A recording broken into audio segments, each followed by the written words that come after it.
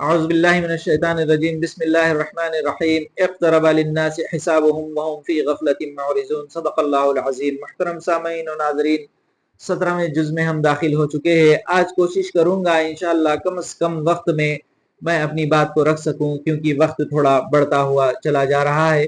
عزیزان محترم، آج ہم دیکھیں گے کہ اس پارے میں دو سورے ہمیں ملتے ہیں، سورہ انبیاء اور سورہ حج۔ عزیزان محترم، سورہ انبیاء کا اوورویو پیش کروں گا اور اسی طریقے سے سورہ حج کا مختصر وقت میں اوورویو پیش کروں گا، اور آپ کو چاہوں گا کہ اس سے پہلے 6 ان نکات کے بارے میں بات کروں جو میں آپ کے سامنے پیش کرنے جانے والا ہوں۔ تو پہلی بات، قرآن، اللہ رب العزت نے مشرکین مکہ کے معجزے کے مطالبے کے جواب میں اللہ نے کہا کہ ہم نے قرآن نازل فرمایا ہے، اس میں تمہارا ذکر ہے، اور یہ کس طریقے سے معجزے کی حیثیت رکھتا ہے، اس پر پہلا پوائنٹ ہوگا۔ اور دوسرا پوائنٹ ابراہیم علیہ السلام کا آگ کا ٹھنڈی ہو جانا اللہ کے حکم سے، اس پر بات ہوگی۔ اور تیسرا پوائنٹ سید الاستغفار، جو معاف کیجیے گا یونس علیہ السلام مچھلی کی پیٹ میں کرتے ہیں، میں اور آپ جسے سید الاستغفار کہتے ہیں، اس پر بات ہوگی۔ چوتھا جو پوائنٹ ہوگا، حج کا جو تصور قیامت کے میدان سے، یعنی ابتدائی میں اللہ تعالیٰ نے کس طریقے سے قیامت کا ذکر بیان فرمایا ہے، اس پر بات ہوگی۔ اور پانچواں پوائنٹ، حکم جنگ، یعنی جنگ کا حکم کن صورت میں دیا گیا ہے اور اس کی وجہ بھی اللہ رب العزت نے بیان فرمائی ہے، وہ پانچواں پوائنٹ ہوگا۔ اور چھٹا پوائنٹ سورہ حج کی بڑی ہی اہم آیت، آخری آیت، وہ یہ بتاتی ہے کہ ہم چوزن پیپل ہے تو ہمارا کیا فرض بنتا ہے اور کس لیے اللہ رب العزت نے انتخاب فرمایا۔ جس طریقے سے فرشتوں اور رسولوں کا اللہ انتخاب فرماتا ہے، اسی طریقے سے امتوں کا بھی انتخاب فرماتا ہے، اور اس کے لیے اللہ نے معیار قرار دیا ہے آخری آیت میں سورہ حج میں۔ اس کے بیچ میں جو باتیں آئیں گی وہ بڑی تیزی کے ساتھ میں آپ کو کور کر کے پیش کرنے کی کوشش کروں گا۔ انبیاء، آئیے پہلے دیکھتے ہیں ہم سورہ انبیاء کا ایک مختصر سا خلاصہ اوورویو۔ انبیاء نام سے ہی ظاہر ہے بہت سارے نبیوں کی، یعنی نبی کی جمع ہے، یعنی اس میں بہت سارے انبیاءوں کا ذکر ہمیں ملتا ہے۔ اور جو پہلا اس کا جو سٹارٹ ہے اسی طریقے سے ہے کہ بہت سارے لوگ جو پچھلے قوم کے گزرے ہیں، اور یہ قوم کا بھی معاملہ یہ تھا کہ یہ تو ہم جیسے بشر ہے کہہ کر انکار کر دیتے تھے اور معجزے کی مطالبہ کرتے تھے۔ اللہ رب العزت نے کہا کہ ہاں یہ بشر ہے، لیکن تم جیسے بشر نہیں، اللہ کی وحی ان پر نازل ہوتی ہے، اور یہ جو وحی قرآن نازل ہوئی ہے یہ معجزے سے کم نہیں ہے، اس مفہوم میں اس کا آغاز ہوتا ہے۔ اور اس کے بعد اللہ رب العزت یہ بیان فرماتے ہیں کہ بہت سارے جو انبیاء گزرے ہیں ان کے اوپر بھی اسی قسم کے تانے لوگوں نے کسے ہیں، اور اللہ رب العزت توحید کی دعوت دیتے ہوئے فرماتے ہیں کہ تمام انبیاءوں کی دعوت یہی توحید کی تھی، اور اگر ان میں سے کسی بھی نبی نے یا کوئی بھی نبی نے یہ کہا ہوگا کہ اللہ کے سوا اگر ان کی یا کسی کی عبادت کی جائے تو یہ بھی جہنم میں، اللہ رب العزت انہیں بھی جہنم میں ڈالیں گے۔ اور اسی طریقے سے اس میں جو آج ہم سنتے ہیں بگ بینگ تھیوری، اس کا ذکر اس میں ملتا ہے، اور ہر شے پانی سے بننے کا ذکر بھی اس میں ملتا ہے، کل نفس ذائقۃ الموت، وہ بھی اسی میں ملتا ہے۔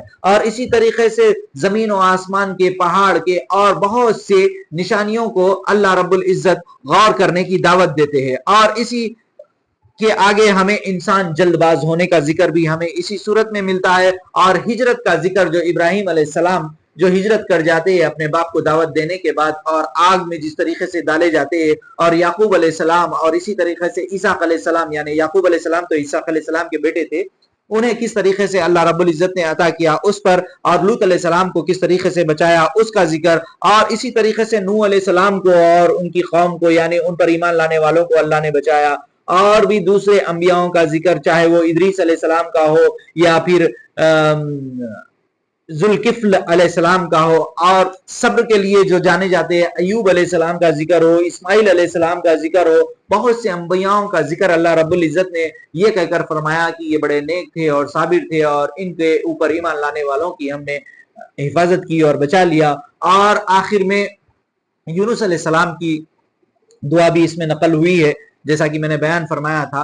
اور اس کے بعد نیکوکاروں کا انجام اور جہنمیوں کا انجام کا اس میں ذکر ملا ہے۔ ایک بڑی اہم بات یہ بھی ہے کہ نیکوکاروں کو جہنم کی آہٹ بھی سنائی نہیں دے گی، اور زبور کے بارے میں بھی اس میں بتایا گیا ہے کہ جو پچھلے انبیاءوں کی جو دعوت توحید تھی، اور پچھلے کتابوں میں بھی یہ بات، یعنی کہ یہ اصول تھا کہ نیکوکار لوگوں کو ہی اللہ رب العزت زمین کا وارث بناتے تھے. اور وما ارسلناک الا رحمت للعالمین بھی ہمیں اسی صورت میں ملتی ہے. اب اس کے بعد سورہ حج ہے, اس میں بھی اللہ رب العزت نے قیامت کا نقشہ کھینچا ہے, کیونکہ جب ہم حج کو جائیں گے یا حج کے منظر کو دیکھیں گے تو ایک قیامت کا منظر ہمیں سامنے نظر آتا ہے. اور اسی طریقے سے آخرت پر دلیل کے لیے ہماری اپنی ذات پر غور کرنے کے لیے جو بڑی اہم آیت ہے, جو آج کا پوائنٹ بھی انشاءاللہ ہوگا, میں نے کور نہیں کیا لیکن انکلوڈ کروں گا اس کو بھی, اور یہ بھی اس میں بڑی خوبصورتی کے ساتھ ذکر ہوا ہے, اور حج کے مناسک کا بھی اس میں ذکر ہوا ہے, یعنی کہ قربانی کس طریقے سے دینی چاہیے, اس کے گوشت کی تقسیم کو لے کر, اور یہ کہنا کہ اللہ رب العزت کے لیے نزدیک گوشت نہیں بلکہ تقوی پہنچتا ہے. اور اسی طریقے سے دور دراز لوگوں سے اس گھر کے طواف کے لیے آئیں گے, قیام, صلاۃ اور رکوع سجود کے لیے یہ گھر بنایا گیا ہے ابراہیم کے ذریعے. اس کو شرک سے پاک کرنے کی بات اللہ رب العزت نے کی ہے. اور اسی طریقے سے جہنم کے قسم قسم کے عذاب اللہ رب العزت نے اس میں بیان فرمائے ہیں. اور آخر میں جو میں بات عرض کرنا چاہوں گا کہ حاجیوں کا جو جس طریقے سے یعنی ان کے اندر کیفیت پیدا ہونی چاہیے وہ بھی ہمیں اس میں ذکر ملتا ہے. اور آخری آیت جو حج میں آئی ہے کہ اللہ رب العزت نہ صرف فرشتوں اور رسولوں کا انتخاب کرتے ہیں بلکہ امت کا بھی انتخاب کرتے ہیں, لیکن اللہ رب العزت نے ساتھ میں معیار بھی رکھا ہے کہ اللہ رب العزت زمین کا وارث کنہیں بناتے ہیں. وہ سورہ حج کے آخری آیت میں ہمیں ملے گا. اور بیچ میں ایک آیت بیان کرنے سے رہ گئی, اللہ رب العزت نے اسی صورت میں پہلا حکم علماء کے نزدیک ہے کہ پہلی بار یہ بات آئی کہ اللہ رب العزت نے جنگ کی اجازت جو دی ہے وہ اسی صورت میں ہمیں ملتی ہے. اذن للذین یقاتلون بانہم ظلموا, آیت نمبر 39 میں. اس پر بھی انشاءاللہ ایک پوائنٹ ہے. انشاءاللہ پورے پوائنٹس کو جو مین پوائنٹ جو میں نے بیان کیے گئے ہیں اب انشاءاللہ پوائنٹ بائی پوائنٹ میں آپ کے سامنے کور کرنے کی کوشش کروں گا.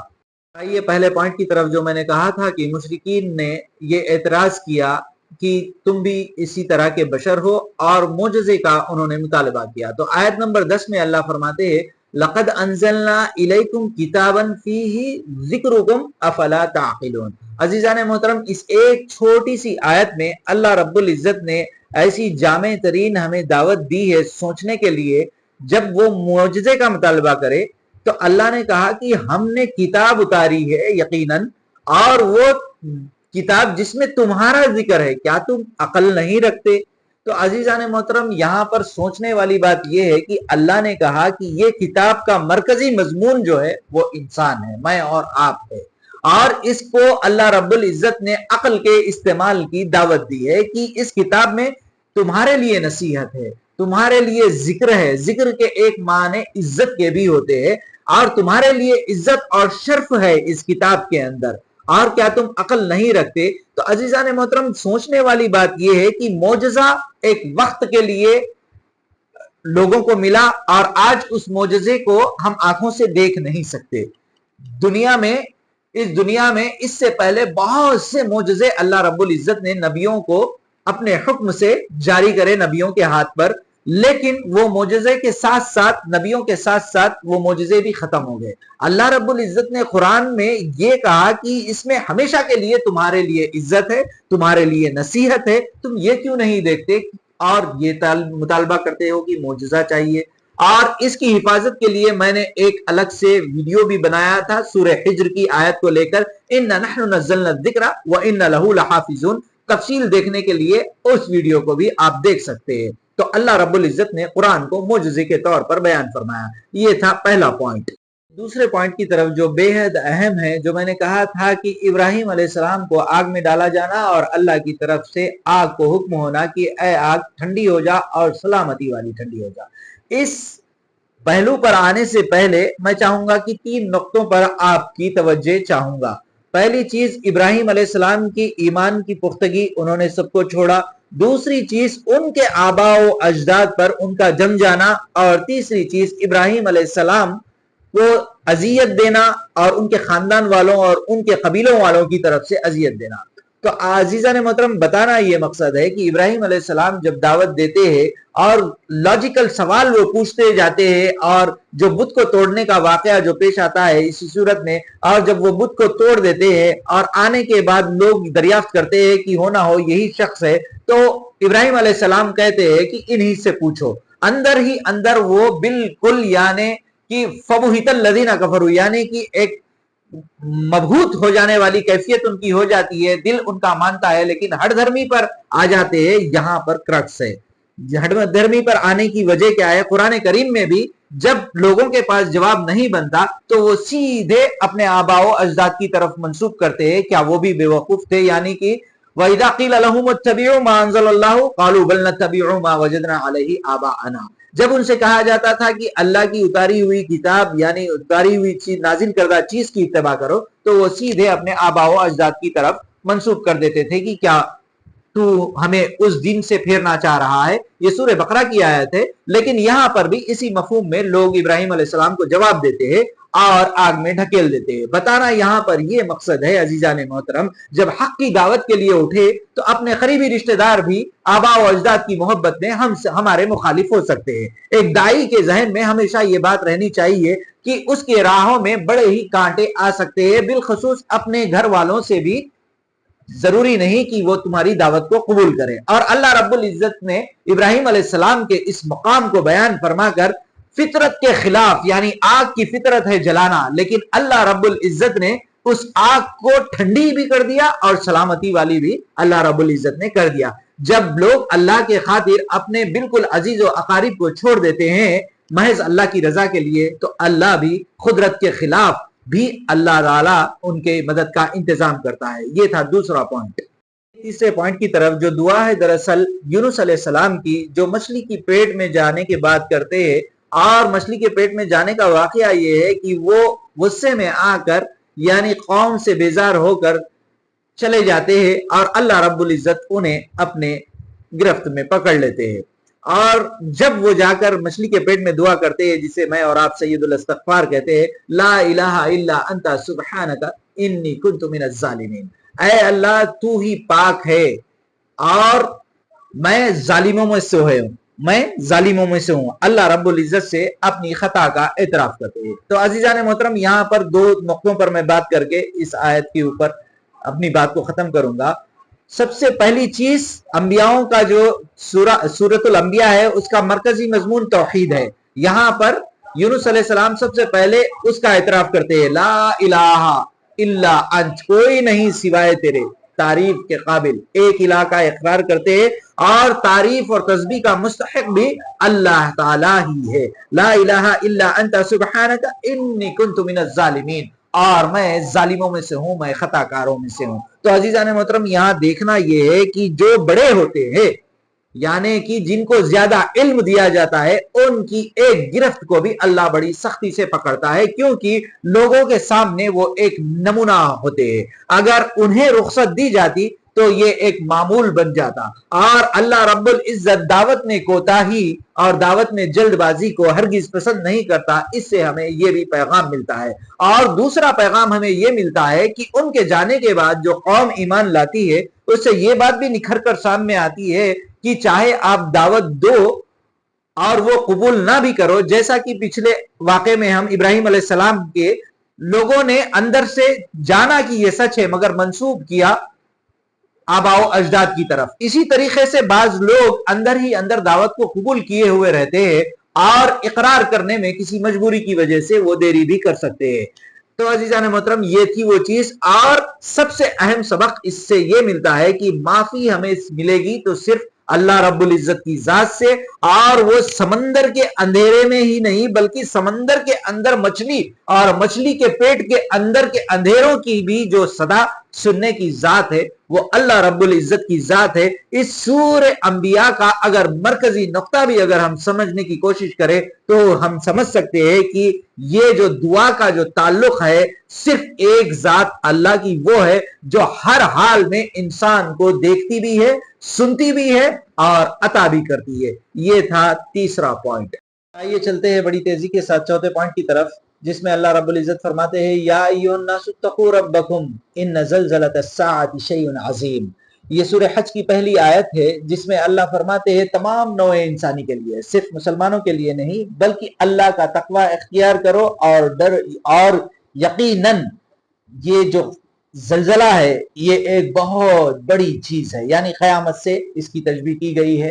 تو عزیزان محترم، جب ہم حج کرتے ہیں تو ہمیں چاہیے کہ اس تصور کو آخرت کے تصور سے ریلیٹ کریں. آپ دیکھیں کہ حج میں نہ کوئی امیر، نہ کوئی غریب، نہ کالا، نہ گورا، نہ جوان، نہ بوڑھا، ہر اعتبار کے لوگ اس میں جاتے ہیں صرف ایک ہی لباس کے ساتھ، اور صرف یہی ترانہ ان کی زبان پہ ہوتا ہے، لبیک اللہم لبیک، لبیک لا شریک لک لبیک ان الحمد والنعمت لک والملک لا شریک لک۔ اے اللہ ہم حاضر ہیں اور تیرے ساتھ ہم کسی کو شریک نہیں کرتے، ساری تعریفیں ساری نعمتیں صرف تیرے لیے، اور اقرار کا آخری جملہ بھی یہی رہتا ہے کہ لا شریک لک، ہم تیرے ساتھ کسی کو شریک نہیں کرتے۔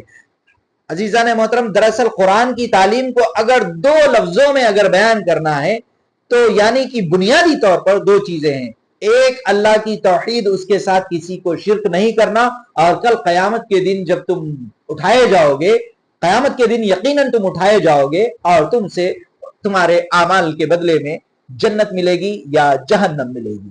اگر تم برے اعمال کرو گے تو جہنم ملے گی، نیک کرو گے تو جنت ملے گی، یہی خلاصہ ہے۔ تو عزیزان محترم، یہ حج، سورۃ الحج اور حج کا منظر اس قسم کا تصور ہمیں دیتا ہے۔ تو اس تصور کی مضبوطی کے لیے اللہ رب العزت نے آگے کی جو آیت بیان فرمائی ہے، سوچئے گا کہ حشر کے میدان کا اور حج کا بھی چھوٹا سا ایک سیمپل، وہاں پر کسی کو کسی کی فکر نہیں رہے گی، کسی طریقے سے اللہ کی بارگاہ میں حج قبول ہو اسی کی فکر ہر کسی کو لگی رہے گی، ایک چھوٹے پیمانے پر، اور بڑے پیمانے پر حشر کے میدان کو دوسری آیت میں اللہ نے اس طریقے سے کھینچا ہے کہ حمل والیاں حمل کو بھول جائے گی، دودھ پلانے والی بچیاں بھی جو ہے، دودھ پلانے والیاں بھی اپنے دودھ پیتے بچے کی بھی فکر میں نہیں رہے گی، سب نشے کی حالت میں دکھائی دیں گے حالانکہ وہ نشے میں نہیں رہیں گے۔ یعنی قیامت کے زلزلے کا شدت کا جو اثر رہے گا وہ اس قدر یعنی خطرناک رہے گا۔ تو ہمیں چاہیے کہ ہمیں اس کی تیاری کرے اور اللہ کے بتائے ہوئے طریقے پر عمل کرے، اور قربانی جو حج کا جو فلسفہ ہے اسے ہم آخرت کے منظر سے یعنی ٹیلی کرتے ہوئے ہمارے اعمال کو سدھارے۔ یہ تھا چوتھا پوائنٹ۔ اب آئیے پانچویں پوائنٹ کی طرف۔ پانچواں پوائنٹ اسی سورہ میں آیت نمبر 39 میں اللہ فرماتے اذن للذین یقاتلون بانہم ظلموا وان اللہ علی نصرہم لقدیر۔ میں نے پہلے بھی دوسرے بیانوں میں اور ایک الگ سے کیا اسلام تلوار کی زور پر پھیلا، اس کا بھی حوالہ میں نے پیش کیا۔ عزیزان محترم، اللہ رب العزت نے جو اجازت دی ہے جنگ کی وہ ڈیفینسیو ہے، یعنی کہ اللہ تعالیٰ نے اس میں ریزن بھی بیان فرما دیا، اذن للذین یقاتلون بانہم ظلموا، تمہیں قتال کی یعنی جنگ کی اجازت اس لیے دی گئی ہے کیونکہ تم پر ظلم کیا گیا ہے۔ الذین اخرجوا من دیارہم بغیر حق الا ان یقولوا ربنا اللہ، اور اس لیے کہ تم بنا وجہ اپنے گھر سے نکالے گئے اور قصور تمہارا صرف یہ تھا کہ تم نے یہ کہا کہ ہمارا رب صرف اللہ ہے، اور اس وجہ سے جب ریلیجس پرسیکیوشن ہوا تو اللہ نے اجازت دی۔ تو عزیزان محترم، بتانا یہ مقصد ہے،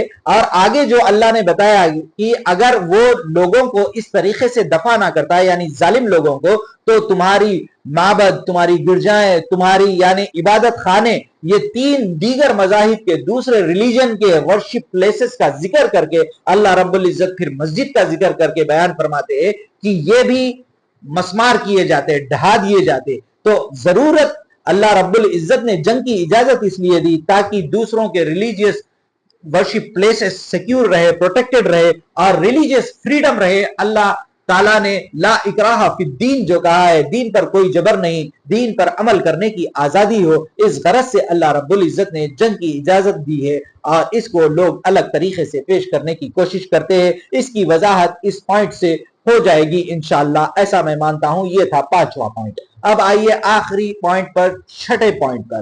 اللہ رب العزت فرماتے ہیں سورہ حج کی آخری آیت میں وَجَاهِدُوا فِي اللَّهِ حَقَّ جِهَادِهِ هُوَ اجْتَبَاكُمْ وَمَا جَعَلَ عَلَيْكُمْ فِي الدِّينِ مِنْ حَرَجٍ مِلَّةَ أَبِيكُمْ إِبْرَاهِيمَ هُوَ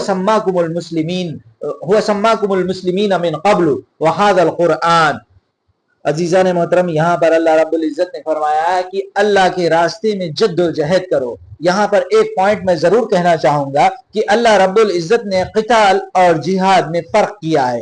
لوگوں کے قتل کرنے یعنی جنگ کی اجازت بالکل یعنی ناگوار صورت میں اللہ نے دی ہے، جبکہ جہاد کے تعلق سے اللہ تعالیٰ نے جگہ جگہ یہ بیان فرمایا ہے کہ سٹرگل کرتے رہو اپنے دین پر عمل کرنے کے لیے۔ حدیث میں بھی ہمیں یہ ملتا ہے کہ جنگ سے جب واپس ہوتے ہیں صحابہ تو حضور نے فرمایا کہ تم چھوٹے جہاد سے تو واپس آ چکے ہو، اب بڑا جہاد درپیش ہے، یعنی نفس کا جہاد، یعنی ہر آن اللہ کے بتائے ہوئے طریقے پر عمل کرنے کو۔ اللہ رب العزت وجاہدوا فی اللہ حق جہادہ هو اجتباکم، اللہ تعالیٰ نے تمہیں سلیکٹ کیا ہے۔ کیوں سلیکٹ کیا ہے، کیوں انتخاب کیا ہے؟ پچھلی آیتوں میں اللہ رب العزت نے بیان فرمایا کہ رسولوں کا بھی انتخاب اللہ کرتے ہیں، فرشتوں کا بھی انتخاب اللہ کرتے ہیں، اسی طریقے سے امت کا بھی انتخاب اللہ تعالیٰ نے اسی لیے کرا ہے، اور کہا ہے کہ اس دین میں کوئی حرج نہیں رکھا، کوئی تنگی نہیں، بالکل فطرت کے عین مطابق تم عمل کر سکتے ہو، اور فطرت کے عین مطابق ہونے کے ساتھ ساتھ اس کے نتیجے اور اس کے فوائد بھی جو تم چاہو گے اسی طریقے سے ملنے والے ہیں اگر تم عمل کرو گے۔ اور اسی کے ساتھ ساتھ اللہ رب العزت نے یہ بھی فرمایا کہ تمہارا نام مسلمان ہے۔ نام مسلمان ہونے کا مطلب کیا ہے کہ اللہ نے تمہیں فرما بردار کہہ کر پکارا ہے، تو فرما برداری دکھانی چاہیے۔ هو سماکم المسلمین من قبل، اس سے پہلے کے جو لوگ تھے وہ بھی مسلمان کہہ کر اللہ نے انہیں فرمایا، لیکن انہوں نے فرما برداری نہیں دکھائی، تو اللہ رب العزت نے ان کا حشر بھی کر کے دکھا دیا، اور حشر بھی برا ہوا۔ اگر ہم بھی فرما برداری نہیں کریں گے تو ہم بھی نافرمانوں میں شمار ہوگے، اور ہمارا بھی حال وہی ہوگا۔ اور آگے اسی آیت میں آخری میں اللہ تعالیٰ نے فرمایا کہ وَنِعْمَ الْمَوْلَى وَنِعْمَ النَّصِيرُ، اللہ تعالیٰ بہترین دوست اور مددگار ہے اور بہترین کارساز ہے، ہمیں ہمیشہ اس کی پناہ مانگنی چاہیے، اس سے مدد کی طلب کرنی چاہیے۔ تو یہ تھا آخری چھٹا پوائنٹ عزیزان محترم، اس میں اور بھی بہت سے اہم پوائنٹ ہے، انشاءاللہ کبھی وقت ملا تو الگ ٹاپک اس پر بناؤں گا۔ عزیزان محترم جب تک کے لیے مجھے اجازت دیجیے، انشاءاللہ کل 18ویں پارے کے مختصر خلاصے کے ساتھ میں آپ کے سامنے حاضر ہوں گا۔ جب تک کے لیے اجازت دیجیے، جزاک اللہ خیر، وآخر الدعوانا ان الحمد للہ رب العالمین۔ السلام علیکم۔